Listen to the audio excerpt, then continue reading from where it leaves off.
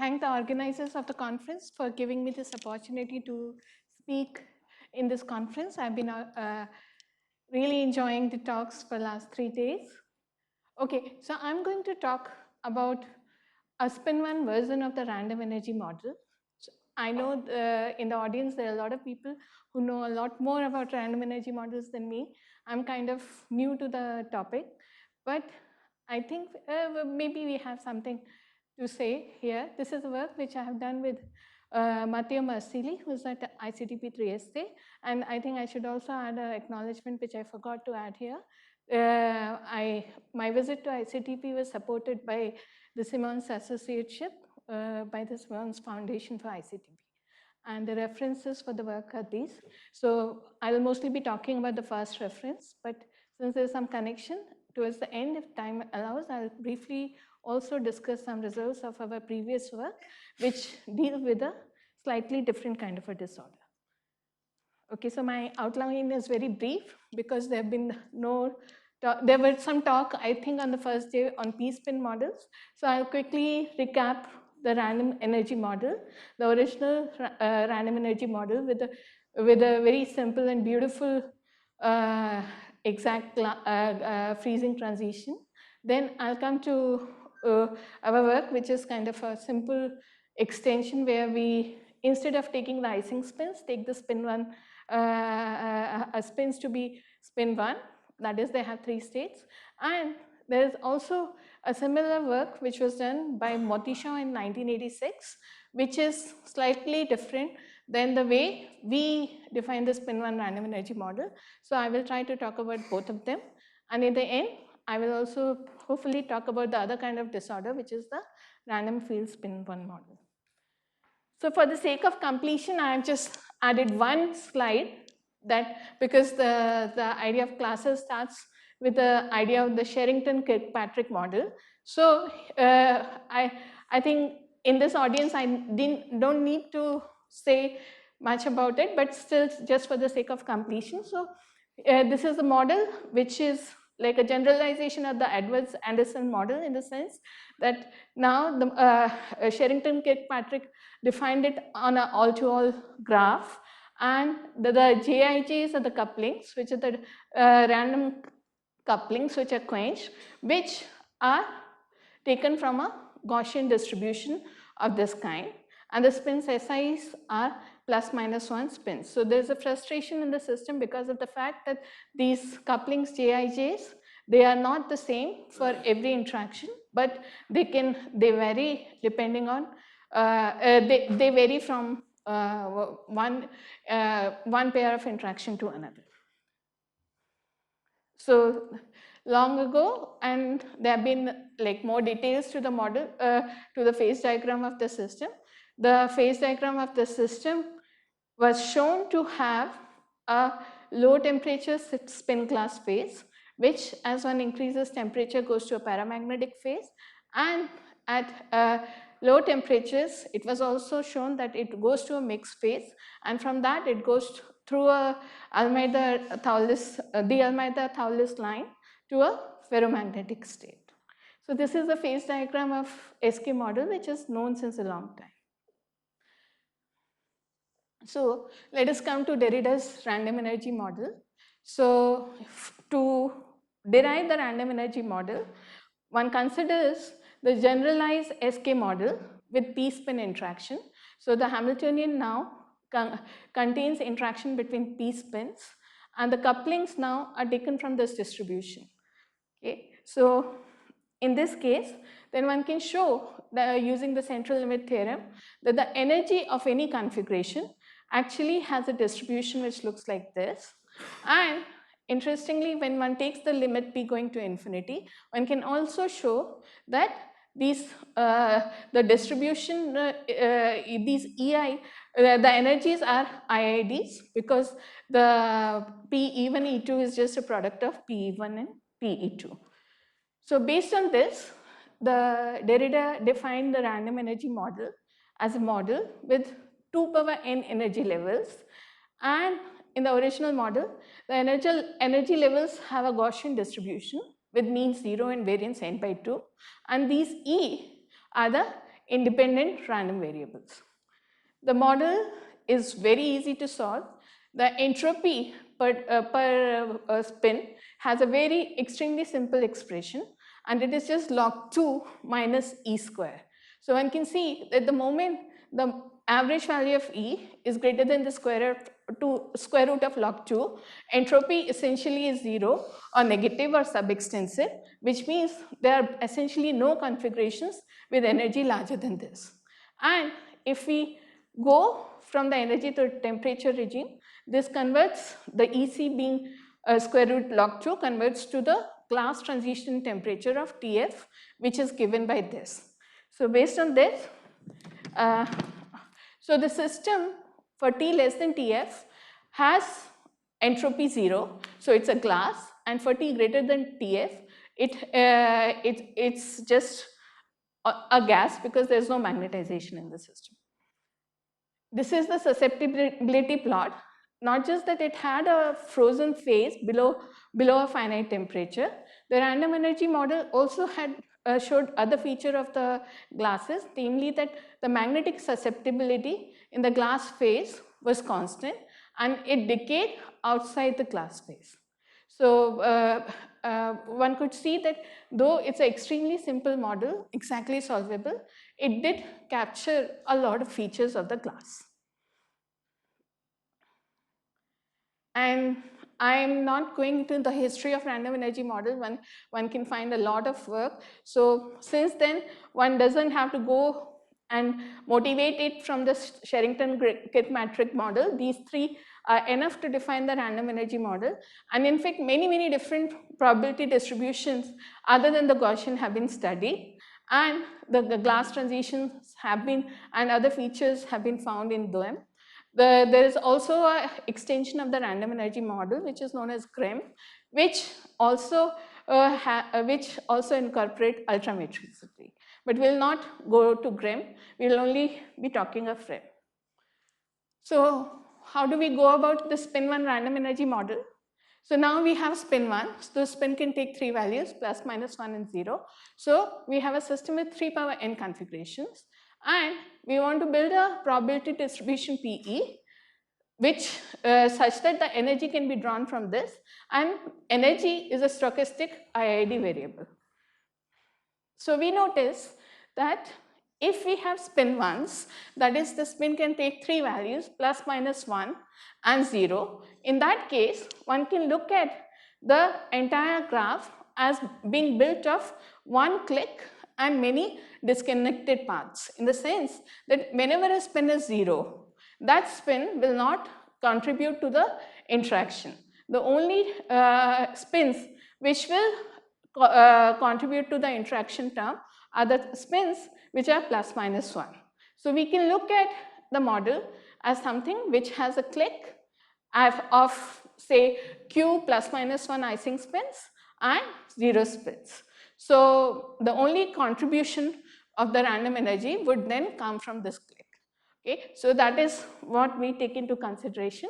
So based on this, we divide the set of configuration by the number of Ising spins the configurations have. So a configuration with, so the number of configurations with q Ising spins, it's easy to see, are so many. Now there's an additional factor one adds, which is the crystal field. So for every plus, minus 1 spin, we add a crystal field, which kind of tells whether the system has chosen a plus, minus 1 spin, the Ising spin, or the 0 spin. If that is the case, then for such configurations for which q is fixed, the crystal field contribution to the energy is just delta q. Now, based on this, we assume that if we stay in this subspace of configurations, let the energy of this subspace then has an average around delta q, and it is also a stochastic variable which is distributed like a Gaussian, but now we only have q Ising spins. So this is the form of the distribution in that case. Based on this, one can write the full distribution, which would then be by summing over all values of q, and which would look like this. So now we have a Spin-1 model which For the time being, we have called it crystal field random energy model. So this is a model, Spin-1 model, with 3 power n IID energy levels, and their distribution is given by this probability distribution. So now we will work in the microcanonical ensemble. So we take the log of the density of states as the entropy of the system. So this is the density of states, and one can then go to the large n variable, and instead of working with capital Q, capital E and capital N, I'm going to work with small q and epsilon. And one can write, then one can do the, use the Stelling's approximation to write this density of states like this. From this, there's a bit of algebra involved. One finds that the entropy as a function of energy is given by this expression, and here the Q star is actually the saddle point of the integral I showed you on the last of this integral. So Q star is the saddle point of the integrand of the function f of the integral, so which is found from f, and this Q star is connected with the value of epsilon via this relation. And if you plug in this relation, the entropy as a function of epsilon and the crystal field delta is given by this expression. From this, we can go, it's easier to work if we get the expressions as a function of temperature. So we can get entropy as a function of temperature and the free energy also as a function of temperature, and the typical value of Q. So small q is the fraction of plus minus 1 spins in the system. So one finds that that has an expression which looks like this, and you can see in the exponential there is a two competing terms. So one can see that there will be some kind of a change in behavior of the system, and these are the expressions of entropy and free energy for this model. And there another detail is that there is actually a temperature TF delta where this entropy, this function actually becomes 0. So by equating this to 0, we can find what is the freezing temperature, which is a function of delta. Obviously, when delta goes to minus infinity, we should get back the Ising original REM. We do get back the original REM when we take delta going to minus infinity. For any general delta, the freezing transition happens at a temperature TF, and if you look at the lowest graph, which is h equals 0, I'll come to the other two plots little later. So if you look at that, that gives the freezing temperature for the system as a function of the crystal field. Interestingly, now if we look at specific heat as a function of temperature for different deltas, this is where we find something non-trivial. We find that for around delta greater than 1.5, besides having this jump at the glass transition, there is also a bump in the specific heat which occurs at a higher temperature. Okay, so this is what we learned by just looking at the pure model. Then we introduced the external field to study the more details of the system. In that case, the probabilities then are given by this, and the entropy is given by this, where Q star and M are connected by these two set of coupled equations. So we have to solve these in order to get Q star and M and get the S for the system. Again, it's easier if I write everything in terms of T. So when one does that transformation, the entropy as a function of T for this model in the presence of external field looks like this, a nice simple expression with the value of Q star and the M. So there's an error, sorry, there should not be any F here.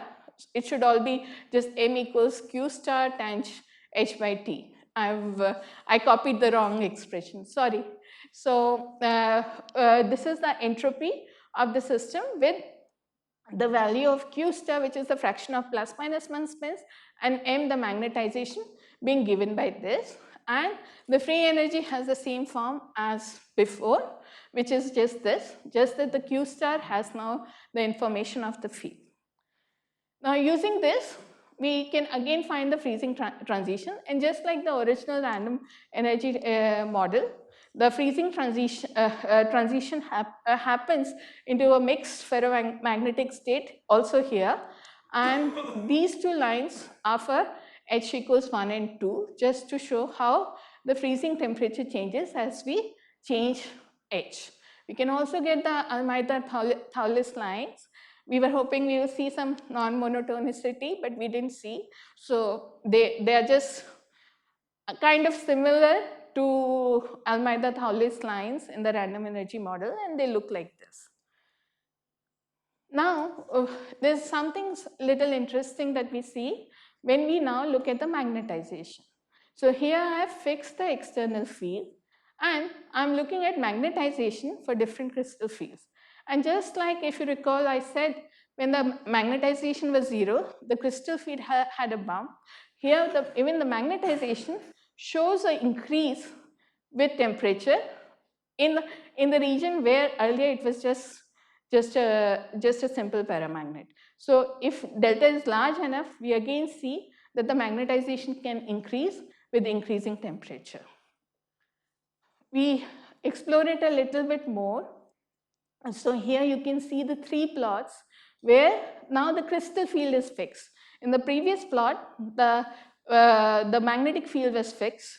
Now the crystal field is fixed, and we can see as we increase H, it seems that for high enough H, this I don't want to call it re-entrance because there's no transition, but this increased order seems to vanish. So with little thought, we could come up with actually a very interesting, very simple explanation of why this is happening, a kind of little trivial. So if we take m plus q by 2, that is the number of +1 spins.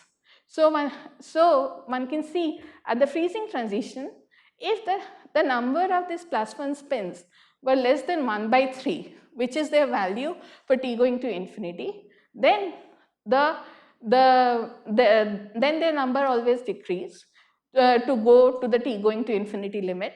But if it was less than that, there is a time when it increases.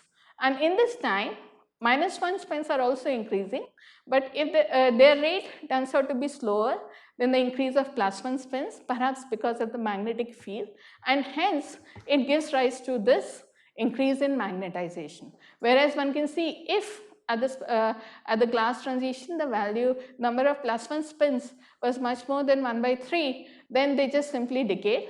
And in that case, even the magnetization just had a monotonic decrease. And yeah, so we also looked at the magnetic susceptibility, and there also it's consistent around the same values of lambda. Susceptibility also shows a peak in the high temperature region. So this is the first Spin-1 model I wanted to talk.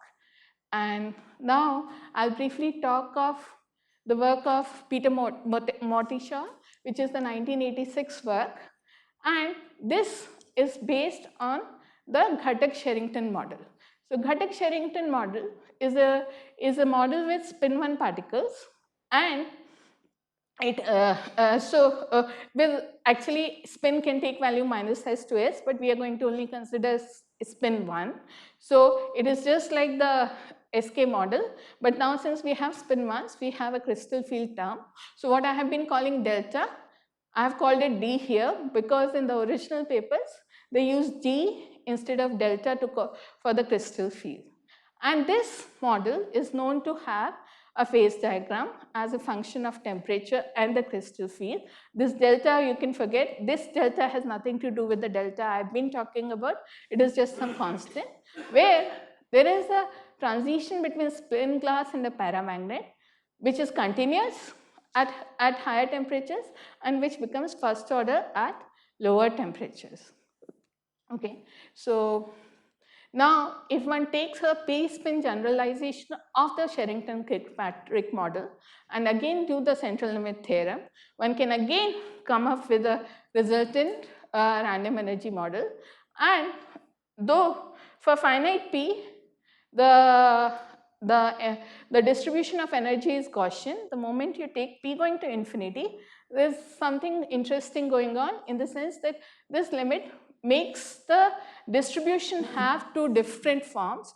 That is, then when the all the spins are, when Q is n, all the spins are plus minus 1.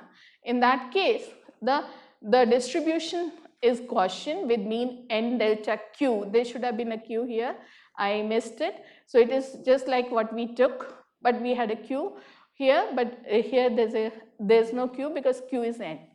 And when Q was less than n, it was just a delta function, which roughly says that there's a Q value which gets picked up by E. Besides that, it's almost like a free gas. So in this case, they also had a phase diagram, and the phase diagram looks like this, where there's a spin glass and there's a paramagnetic phase, and there are two kinds of paramagnetic phase, but this is the spin glass, which always happens at the same temperature, which is the temperature of the Derrida's random energy model or the Ising random energy model. So I'll not go into more details of this model. There have been replica calculations also of this model. So you can look at the original paper if you are interested to look into that. And we are also studying it further because I think there's few things which are unexplored about this model, and to make more comparison with our model, and if there are other possibilities of a Spin-1 random energy model, we are still looking at this model in some bit of a detail. So I have 3 minutes. So I'll switch the gear now. So I was talking of the random bond interaction till now, but now I'll talk of a different kind of disorder interaction, which is the random field disorder interaction, and that also in the case of spin-1s. Actually, this is the one I have been studying for a while, and somehow this is the one which made us also try to think of the random energy model. So in this case, we have a nice ferromagnetic coupling between the spins. We have a crystal field and we have a quenched random field which comes from a asymmetric bimodal distribution. The free energy functional can be found, and it has a form which looks like this. And the ground state of this system is kind of interesting. It has 3 ferromagnetic phases and 1 non-magnetic phase.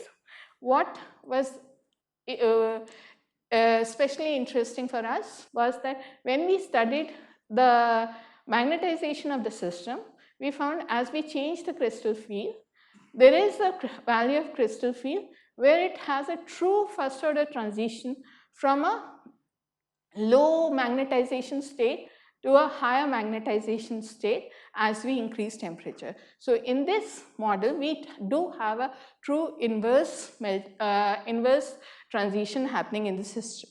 And in fact, in some space of parameters, we even find that this is actually seen in some experiments with fluids, binary fluids, that first there is a transition, first order transition to a higher ordered state, and then it comes down again because it's not sustainable, and then it just goes to the t going to infinity state. And we can see this through the entropy, and then we can make extensive phase diagrams for the model in the for different delta regimes as a function of t and h, and they look something like this. And one can then exactly say when the system has inverse melting transitions. And why we think perhaps, and we find the signatures of the regions where it happens is, we found that these blue regions, which are at the intersection of these different phases, are the values of the parameters for which we specifically see inverse transitions in the system.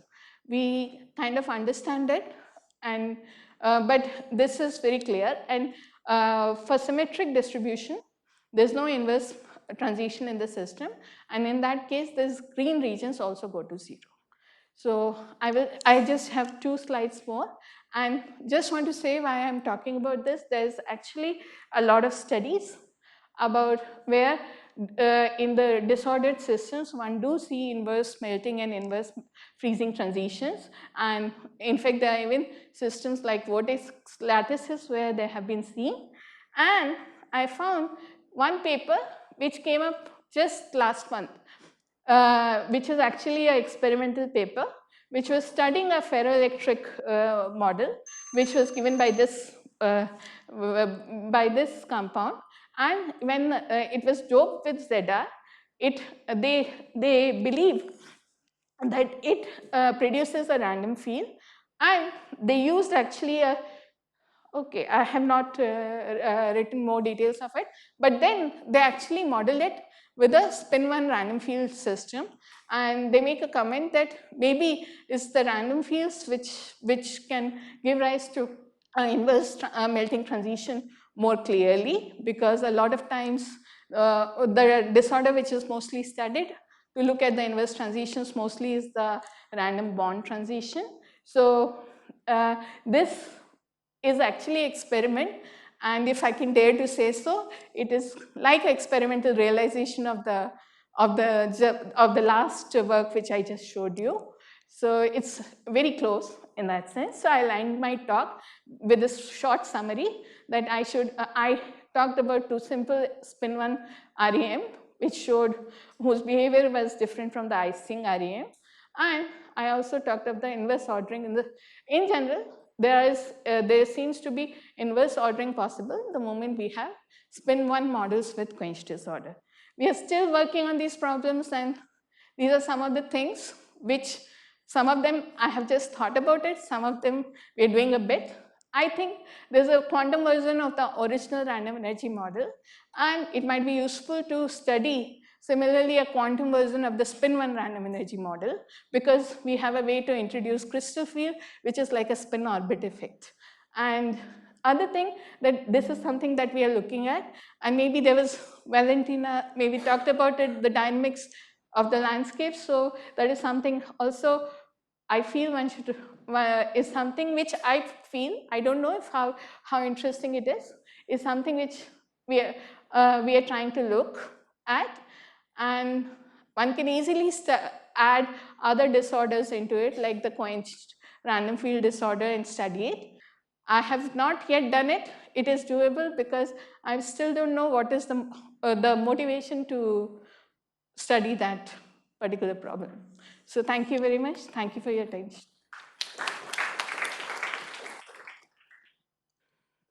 Thank you very much, Ms. Nestor. I was wondering, so the way that you identified the glass transition is by the freezing of the free energy? No, of entropy. Of entropy, yeah. Okay. But have you done any characterization like through simulations of some time scales or anything? This is actually, I didn't say, so see, random energy model is extremely well studied in all possible ways. You know, it's very celebrated. No, this we are trying to do. So I have a student who's just starting, he'll take few months. So I have some questions on statics also, where I want to incorporate this and study it with simulations. Yes, but simulations are easy here. Simulations are quite easy, I can say that. And even the dynamics is through simulations. Yeah, sure. The dynamics has to be through simulations. Yeah. Other questions? So what triggered the inverse transition? So it's, can you go back to the slides with the inverse? The glass transition? No, later, sorry.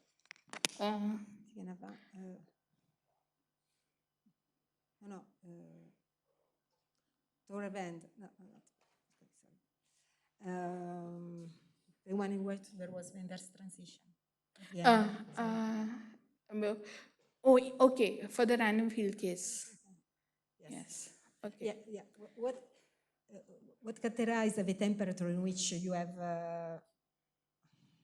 There is some formula for the temperature in which you have the inverse transition. Yes, we do. So how would it depend on the? So it depends on delta. So if you see, like, if you change delta, only after a certain delta there is a true transition, and first it's a continuous transition, this red dot, which happens like at lambda equals 0.38, and after that it's a line of first order inverse transition. Okay, thank you. Other question? If not, let's thank Sumedha again.